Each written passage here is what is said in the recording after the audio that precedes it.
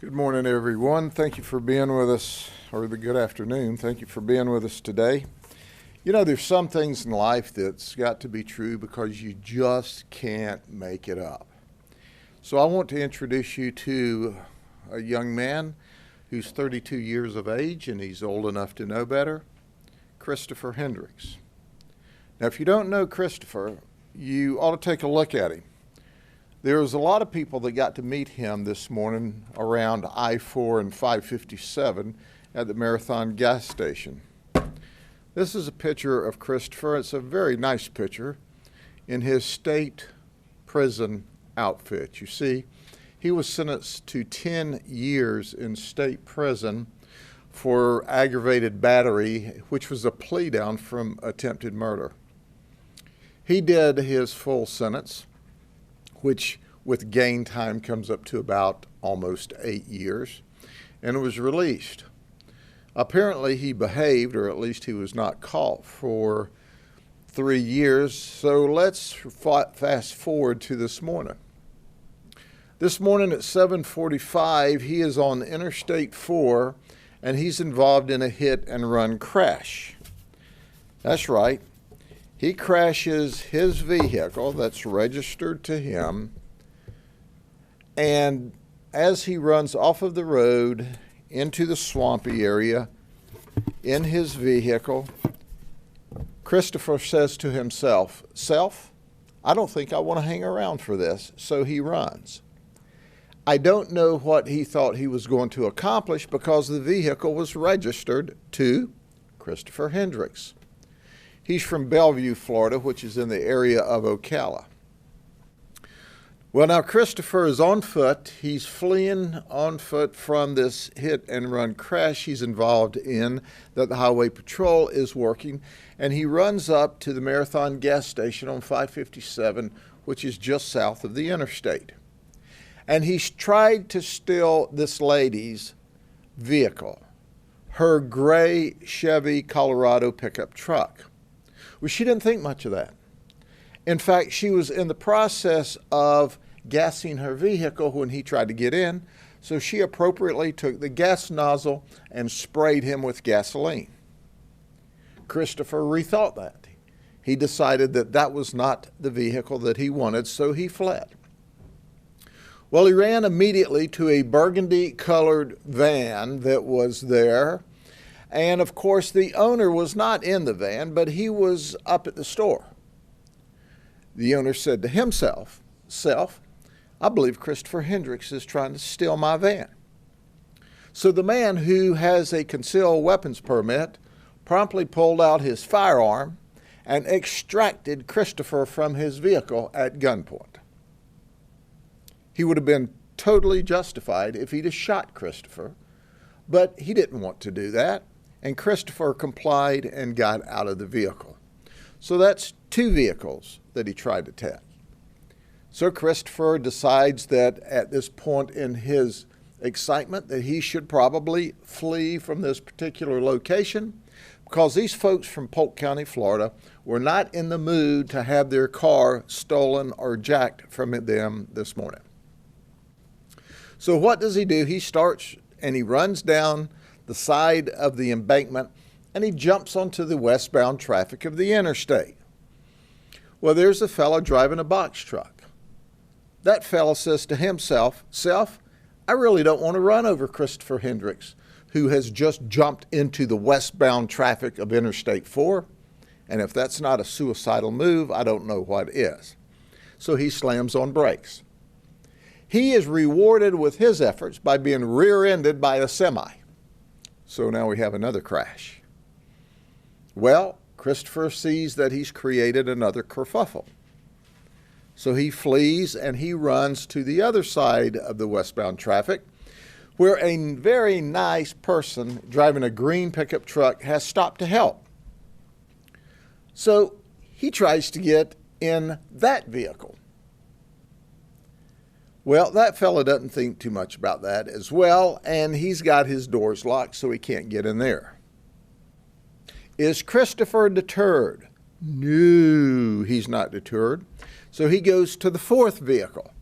That is another Good Samaritan who stopped on the interstate to try to help in a red Chevy Equinox. He tried to get in that vehicle.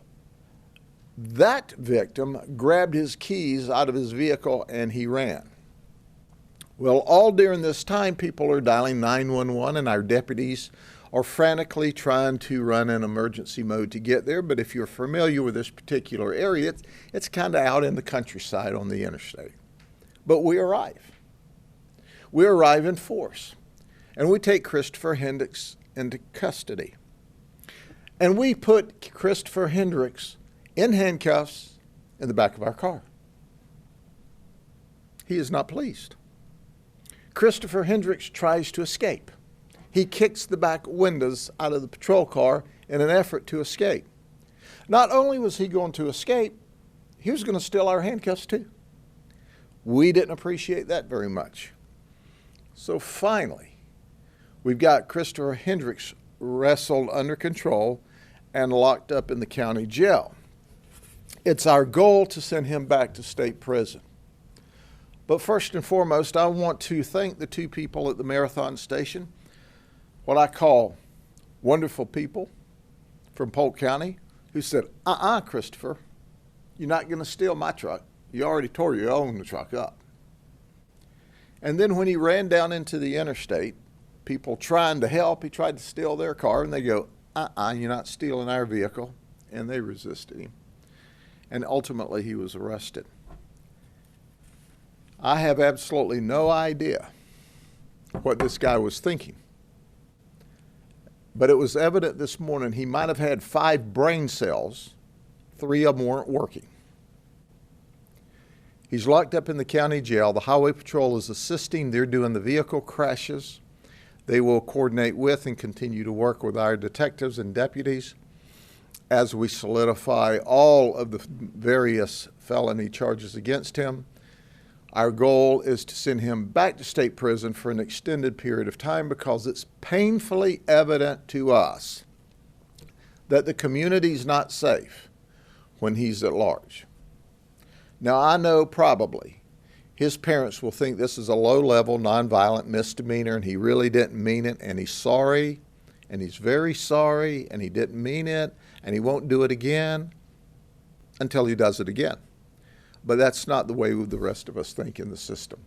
The rest of us understand him for what he is. He's a dangerous man. Are there any questions? Sir, do you see that the people involved, specifically the victims, were lucky this morning? And you mentioned he could have been shot, so perhaps you could argue he's lucky too, right? Sure, it was a lucky day for him. He was not injured in the car crash. She didn't set him on fire when she sprayed him with gas. The man who owned the other car, while he was committing forcible felonies, had every right to shoot him and didn't. He only used enough force to get him out of his vehicle and on his way. So he was as fortunate as our victims were. Yes, our victims were fortunate.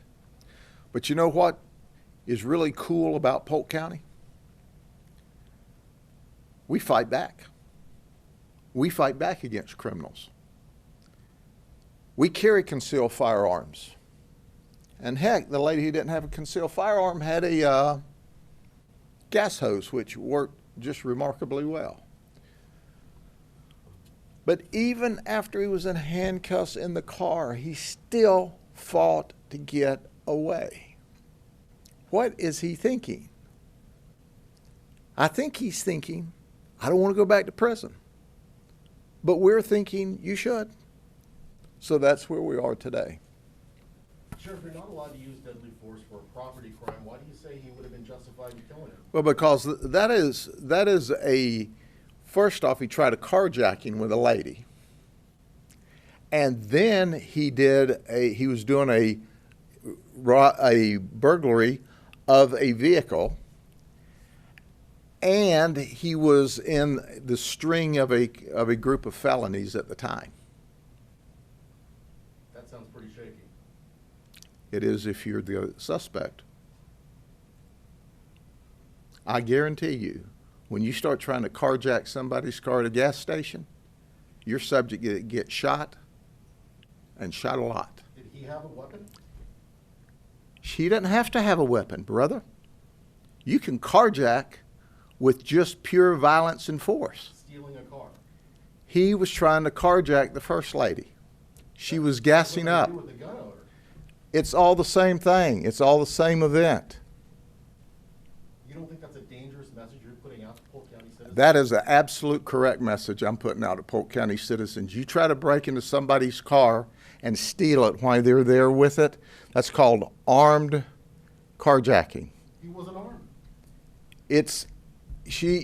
The other guy was armed. You don't look at individual events. You look at the string of violent felonies he was committing. And that's a violent felony to try to take somebody's car from them with force, with or without a weapon. And you're sending the wrong message. The message is you don't have to have a firearm. You don't have to have a knife to be a dangerous individual. And if you come to this county and if you use extreme violence to try to carjack somebody from their car, if you get shot, that's on you. You can protect yourself and your property. I think some attorneys would disagree with you, but you're the sheriff, so. I don't care. That's what the attorneys do. Attorney's attorney. But I can tell you right now, you come to this county and you do this string of violent stuff, you're blessed.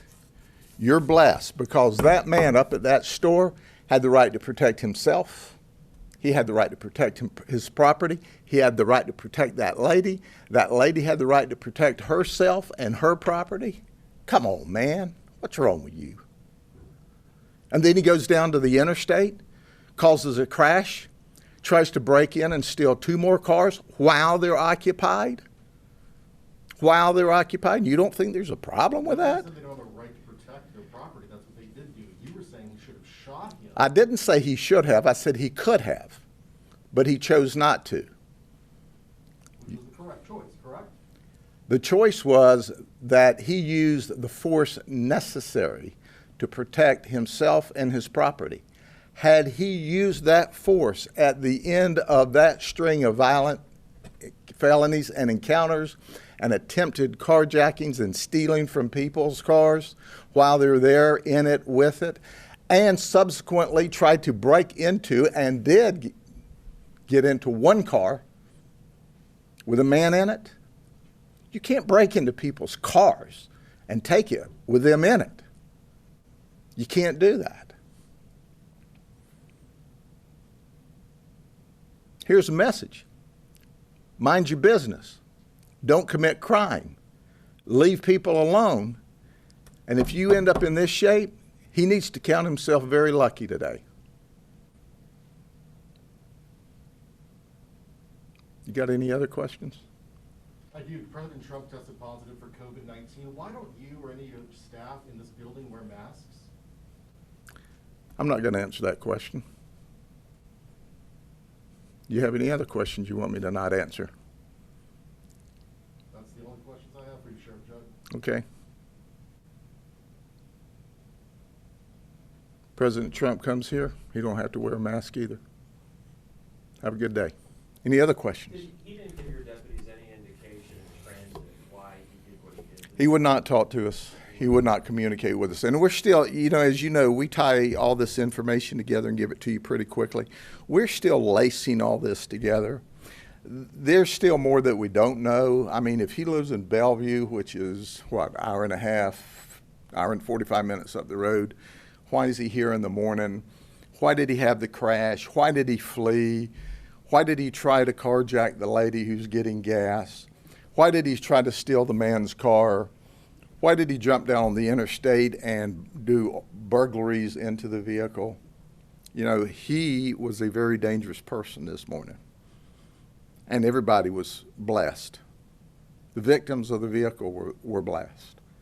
It's too late after you're run over by the guy trying to steal your car and leave. Anything else? Y'all have a good day.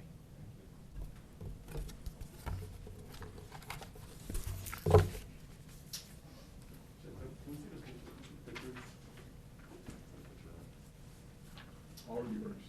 sir. Appreciate it.